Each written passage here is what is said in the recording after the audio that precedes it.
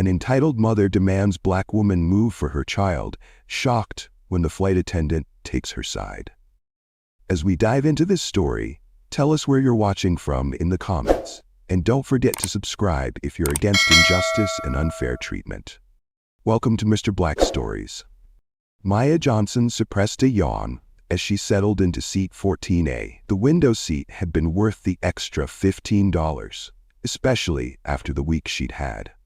3 days of back-to-back meetings in Chicago had culminated in closing a marketing deal that would likely earn her the promotion she'd been eyeing for the past 18 months. Now, all she wanted was to lean against the cool window, close her eyes, and decompress during the 2-hour flight back to Atlanta. She placed her laptop bag under the seat in front of her and watched as other passengers filed down the narrow aisle. Maya had mastered the art of efficient travel, early boarding, one carry-on, and a well-chosen seat that balanced her need for comfort with her company's travel policy. As a black woman in corporate America, she'd learned that preparation wasn't just helpful. It was necessary.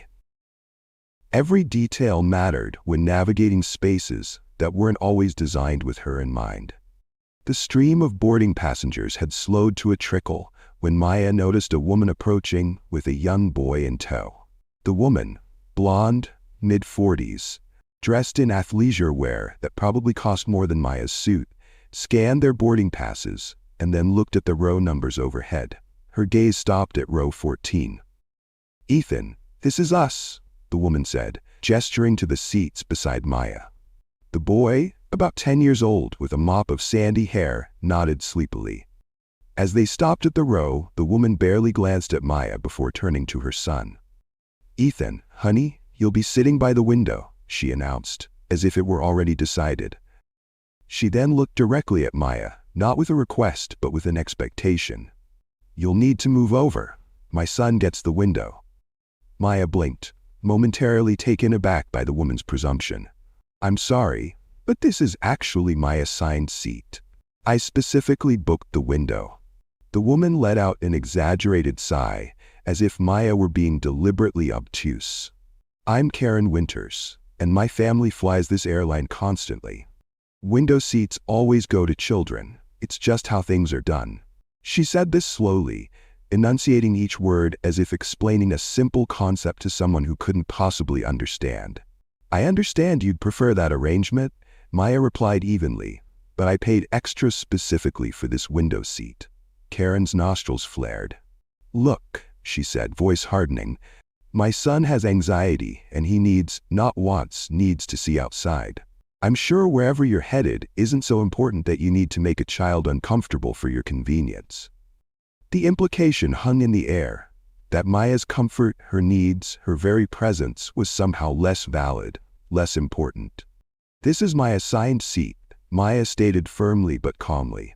"If the window was important to you, you should have booked it in advance." Karen's face transformed, her polite veneer cracking completely. "Wow," she said loudly, deliberately turning to nearby passengers. "Do you all see this? She won't move for a child." She gestured at Maya as if she were exhibiting a particularly disappointing museum display. "Some people just don't know how to act in civilized society." She locked eyes with an older white couple across the aisle who quickly averted their gaze. "I've never," Karen's voice rose higher, "in all my years of flying, seen someone refuse to accommodate a child. Where I come from, we respect each other. We have manners."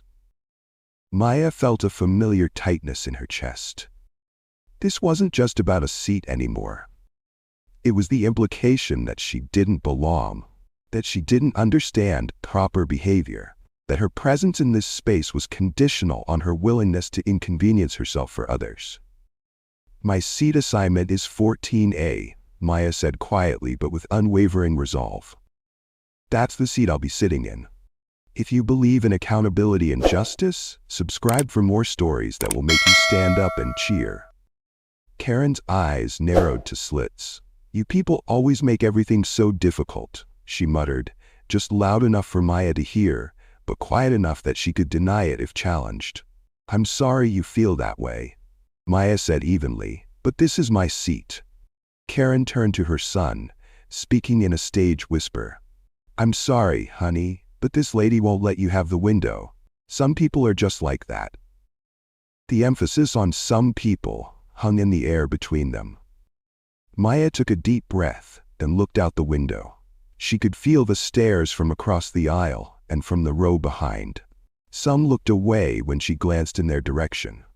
Others watched with uncomfortable fascination, bearing witness but unwilling to intervene. Karen whipped around, scanning the cabin for authority. Spotting a flight attendant, she snapped her fingers repeatedly with sharp, entitled clicks. "Excuse me, flight attendant. Hello, we need assistance immediately." The flight attendant, a woman with a sleek dark ponytail and a name tag reading Sophia, approached with professional composure. "How can I help you today?" "I'm Karen Winters, Gold member," she announced, as if her loyalty status were a royal title. "This woman is refusing to let my son sit in the window seat." She gestured dismissively toward Maya. "He has anxiety, and I need you to sort this out right now." The entitlement in her voice was palpable. She wasn't requesting help, she was summoning a servant to correct an obvious wrong. Sophia looked between them, then checked her tablet. "Let me see. What are your seat assignments?" "I'm in 14A, Maya said calmly. "I specifically selected and paid extra for this window seat." Karen cut in before Sophia could respond. "That's irrelevant. My son is a child. There must be a policy about this. Children get priority seating. It's common sense. I shouldn't even have to explain this."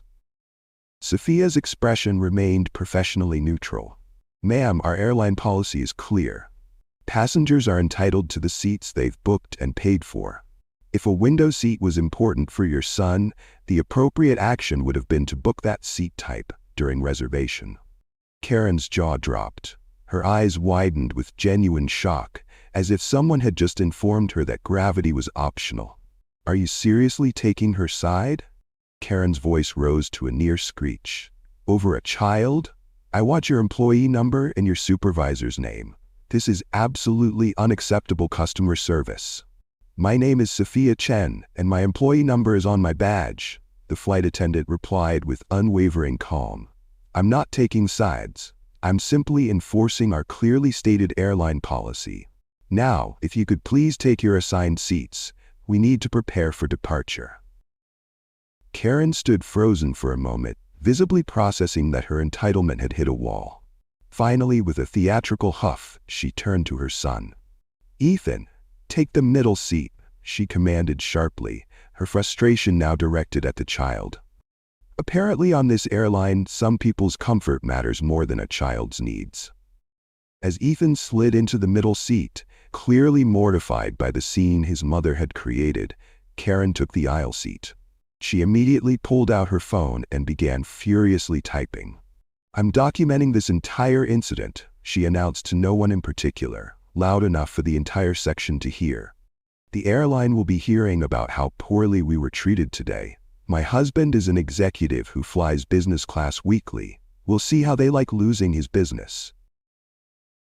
Each comment was clearly meant for Maya's ears, but Maya kept her gaze fixed out the window. She'd been here before. In classrooms, in boardrooms, in stores where she was followed by security. The expectation that she would give way, accommodate, make herself smaller to expand space for others. Not today. Sophia passed by during drink service and caught Maya's eye, giving her a subtle nod as she handed her a complimentary vodka soda. "For the inconvenience," she said quietly. After takeoff, the cabin settled into the lull of white noise and occasional conversation. Karen had seemingly run out of pointed comments but still radiated displeasure, shifting in her seat and sighing periodically to ensure her discomfort was known.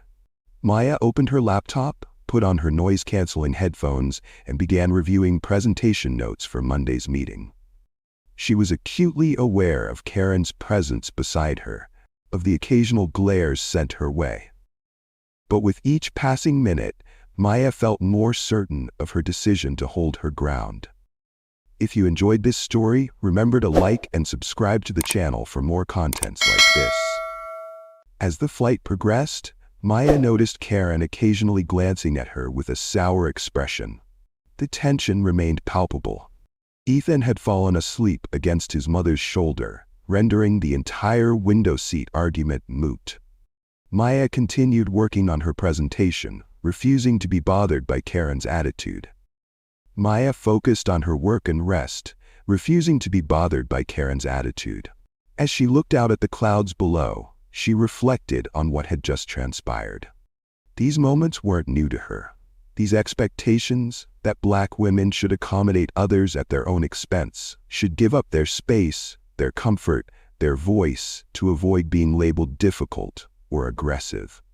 In the reflection of the window, Maya could see her own face, composed, dignified, unapologetic. There had been a time earlier in her career when she might have given up the seat to avoid conflict, to be seen as agreeable. She had learned through experience and mentorship that maintaining boundaries wasn't selfishness. It was self-preservation. The weight of these interactions was familiar. How often she was expected to be the one who bent, who yielded, who accommodated others at her own expense. Each individual instance might seem small to others. Just a seat, just a comment, just a moment. But these moments accumulated like sediment, building up over time into something substantial that could either weigh you down or become the foundation on which you built your strength. Maya took pride in standing firm without compromising her dignity. She hadn't raised her voice or become defensive. She had simply held her boundary with clarity and calm. The flight attendant's validation had been welcome, but not necessary. Maya knew she was right before Sophia had confirmed it. Her strength wasn't just about a window seat. It was about refusing to participate in the erosion of her own worth. It was about recognizing that respect comes from holding boundaries, not from giving them away. As the plane cruised at altitude, Maya put on her noise-canceling headphones, symbolically blocking out the negativity while creating a peaceful space for herself within the confines of the situation. She closed her eyes and leaned against the window she had rightfully claimed, finding a moment of peace in the act of honoring her own needs. Share your story in the comments below. If you enjoyed this story, hit the subscribe button and stick around for more stories of perseverance and success.